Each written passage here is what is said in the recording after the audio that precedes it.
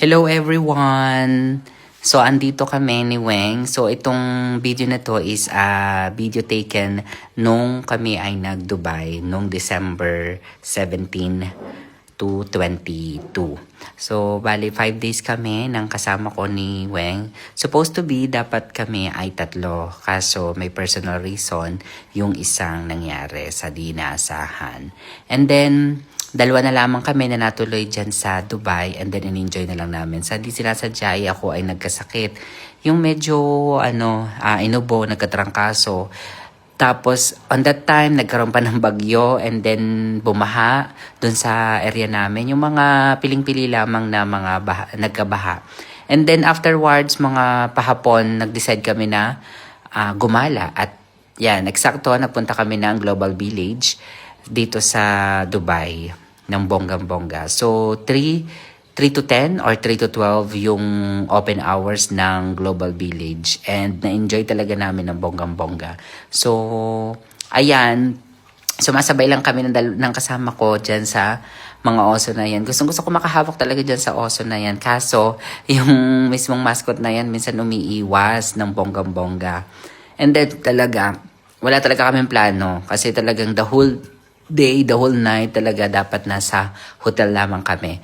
Sa mga nagtatanong talaga ng mga Dubai experience, Dubai travel, is pwede po yon. Kung kayo po ay magdo-Dubai and then diretso sa Pilipinas, pwede po. Basta kumuha lamang po kayo ng visa ninyo na 30 days. So yun po ang binigay sa amin, 30 days ang binigay sa amin para kami po ay makapag-stay ng 5 days lang yung napili namin. So, ayun, super enjoy much ng bonggang-bongga kami diyan.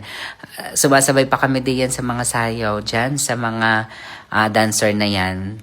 And then yan, diba? Hindi ko lang talaga malagyan talaga ng music kasi talagang, tayo po ay masisi-CPR o makaka-copyright. Kaya, ayan, enjoy much kami ng bonggang-bongga diyan. Tsaka yung mga Pilipino, yan, yung katabi kong yan, sila po ay galing sa Abu Dhabi talaga. And then, pumunta lang po ng Dubai, yung kanila pong amo. And then yan, super enjoy much talaga ng bonggang-bongga kami diyan.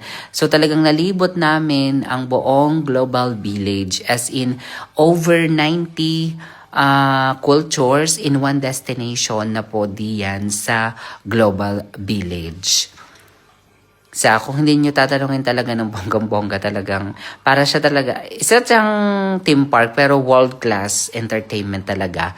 As in, talaga punong-puno yung 90 cultures ng iba't ibang entertainment. May shopping, sa food, kumpleto po talaga ng bonggang-bongga diyan. Pero talaga, nilamig na talaga kami dyan kasi may something na feel kami talaga kasi kakatapos lamang ng bagyo on that time. Pero nilamig kami.